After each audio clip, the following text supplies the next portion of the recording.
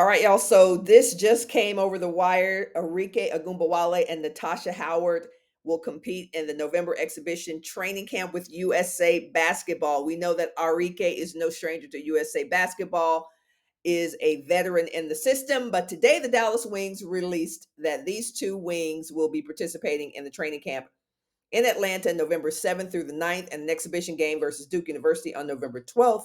Ogunbowale and Howard joined 15 fellow WNBA players. USA Basketball, which is on pursuit and in pursuit of its eighth consecutive Olympic gold medal, continues to evaluate the 2021 through 24 USA Women's National Team player pool prior to naming a team for the 2024 Paris Olympics, which, by the way, I am going. I'm going to Paris. USA Basketball will also compete in an exhibition game against the University of Tennessee on November 5th, a game in which Ogunbowale and Howard will not compete.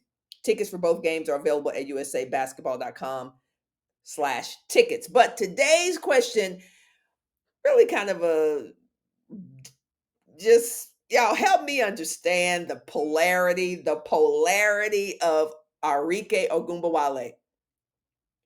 Some of y'all love her game. Some of y'all are pulling the skin off your bones every time she shoots over 20 shots, misses 5 shots.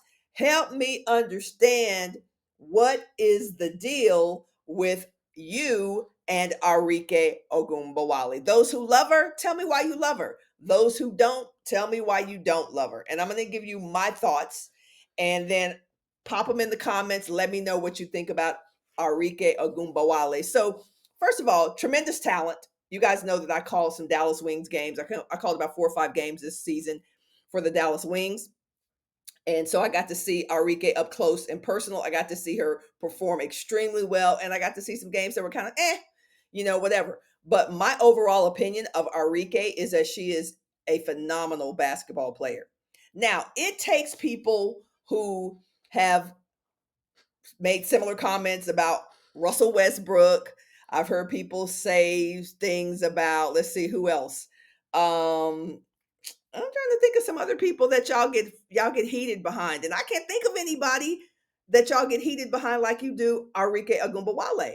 I will say that I was surprised that Satu Sabali was a first teamer. I think she was a first teamer All WNBA team, and Arike did make an All WNBA team.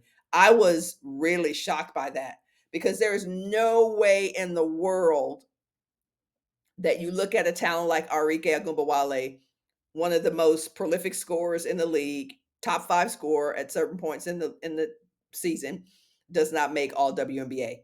That tells you right there how polarizing this talent is.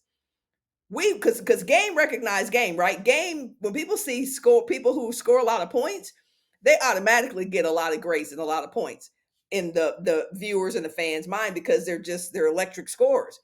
But that wasn't the case this season with Arike Ogunbowale. Some of y'all were like, oh my gosh, she needs to go back to this. She needs to do this. She needs to go here. She needs to train here. She needs to get enrolled in this. She needs to get a coach in this. It was crazy, but it's real for y'all. It's absolutely real for y'all. So I get it. Sometimes the shot selection is a little suspect. I actually said that on the air. Yes, I did. Because I'm always gonna keep it a buck, even if y'all paying me. I'm gonna keep it a buck. I love Arike Ogunbowale, but sometimes the shot selections were a little sus for me. But there is no way I'm not putting this chick on an All WNBA team, even if I'm mad about her shot selection in the game. She's such a great player. So let's break her game down real quickly, and then I want you to tell me what you think in the comments about Arike.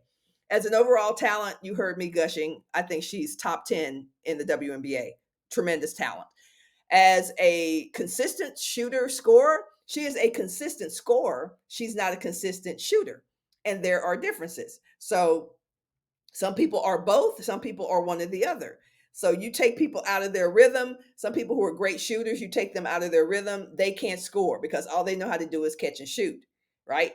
And then likewise, or counter to that, you take someone like Arike, who is a great scorer. If she can put the ball, behind her back, between her legs, take it to the hole, off the glass, she can do all of that. But sometimes the simplest aspects of the game are difficult for her. like literally just a catch and shoot where you jump in the air and come down in the same spot. As you know, Arike loves the acrobatics. So sometimes she'll come down and jump and shoot.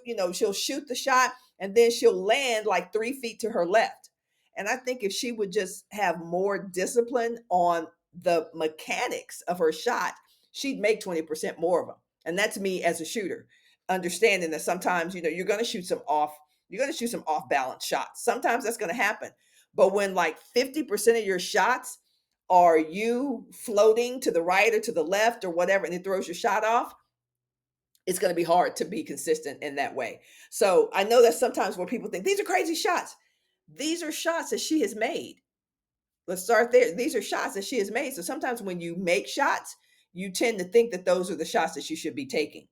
And so I think for me, what should be a part of Arike's off season is her studying her shot clock. I mean, stuttering, studying her shot chart, right? Because one of the things that really helps you to become a better shooter and a better scorer in any position, and for that matter, any position on the floor, is to study what you do in game time situations. Not just what you do in practice, not just what you do in shoot around, but what you do in game time situations.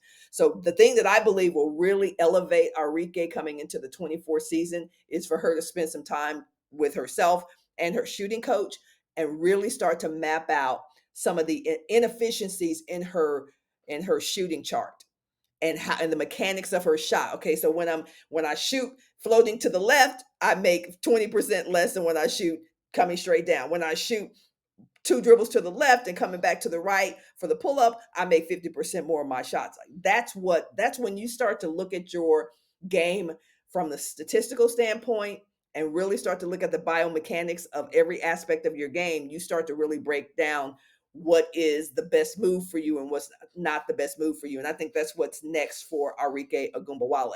If she starts to do that and really look again at some of the inefficiencies in her game, then I think she's going to be much better in 2024. But as for me in my house, I'm a fan.